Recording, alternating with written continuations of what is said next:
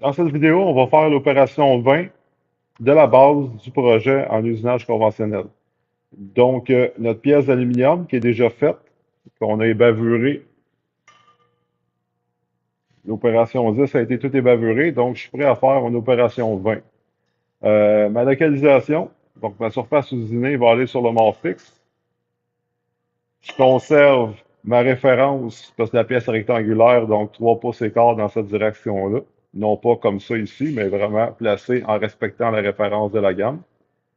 Et j'ai les locks, dans le fond d'étau qui va être comme ça ici. Dans ce cas-ci, on n'a pas besoin de parallèle, comme mentionné dans la gamme. Donc, on va aller transposer ça sur la machine pour effectuer l'opération 20. On a une dimension minimum à respecter, donc le but est de juste surfacer, d'avoir une surface usinée, ne plus avoir de traces de brut.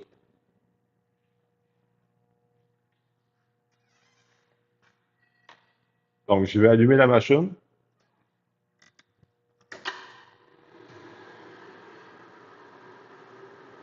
Pour les besoins de la vidéo, j'ai mis les outils sur un chiffon. Normalement, je les laisse sur mon établi. Donc, j'installe ma pièce dans l'étau avec ma surface qui est usinée à l'opération 10 sur la mâchoire fixe et la pièce appuyée dans le fond de l'étau. Dans les circonstances, peu importe le côté que je suis, ça n'a pas d'importance. L'important, c'est de respecter mon 3 pouces et quart en référence. Donc, c'est ma longueur ici, 3 pouces et quart, ce qui m'empêche de la positionner dans ce sens-là. Voilà pour la pièce. Donc, il me reste à fermer l'étau.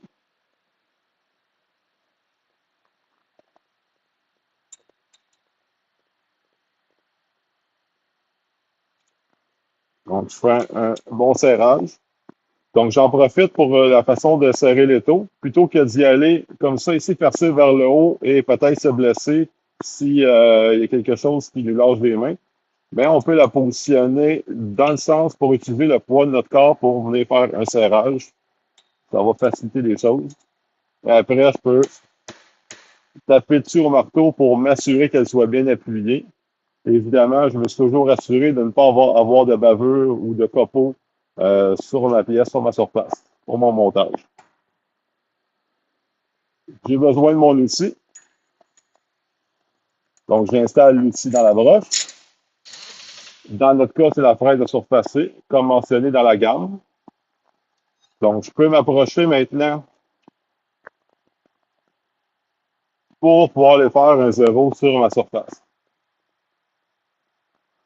Donc, dans ce cas-ci, je n'étais pas tellement loin, donc je vais aller manuellement.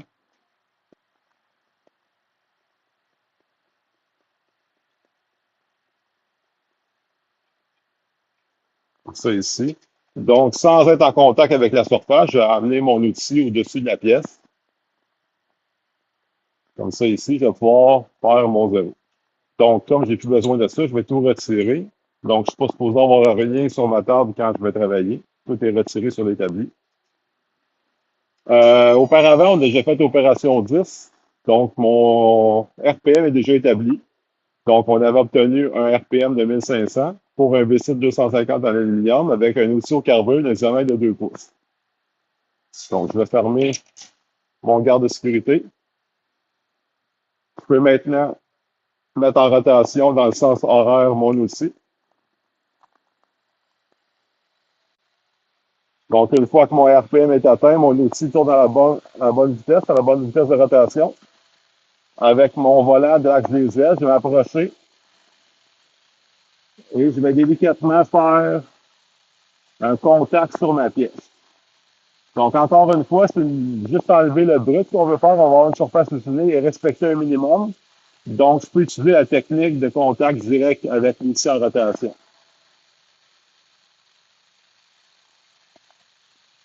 On y va doucement jusqu'à temps qu'on voit notre outil frôler la matière et voir les petits copeaux, là, comme des petits flocons de neige passer.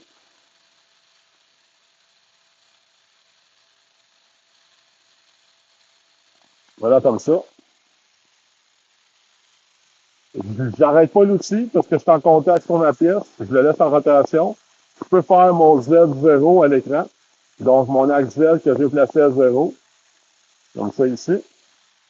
Je vais retirer Toujours en gardant la rotation de l'outil, je vais retirer l'outil de la pièce. Cette fois-ci, on a une largeur de pièce d'1,5 pouce de notre brut. Mon outil fait 2 pouces. Donc, avec mon axe Y, je suis capable de la positionner, histoire de faire ma passe, enlever ma matière en une seule passe, une trajectoire. Donc, pour les besoins, je ne vais pas enlever trop de matière, je vais enlever juste 10 millièmes, selon les besoins. Ça peut être 5 ou plus. Dans mon cas, à 10 millièmes, vu qu'on est assez serré, je rappelle qu'on a un brut de 3 pouces, puis nous, on veut une valeur minimum de, je pense qu'on a 15 millièmes enlevés, donc 2,985. Donc, c'est pour ça que je vais à 10, j'ai un 5 millièmes de petit poussin. Donc, je vais avec un avance manuel.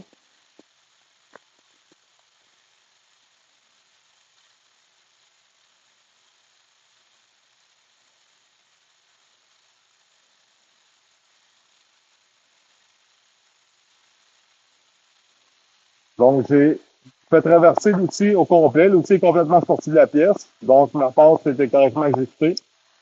Je vais arrêter la rotation. Donc, comme on voit sur ma pièce, j'ai plus de traces de brut. La surface est totalement usinée. Donc, il me reste à retirer la pièce pour la mesurer, juste pour m'assurer que je n'ai pas dépassé le minimum. Si j'ai une dimension supérieure, vu que c'est un minimum qui était demandé, mais même si la dimension est supérieure, le but est atteint puisque ma surface est toute usinée. Donc, j'ai bavure et je passe à l'opération 30.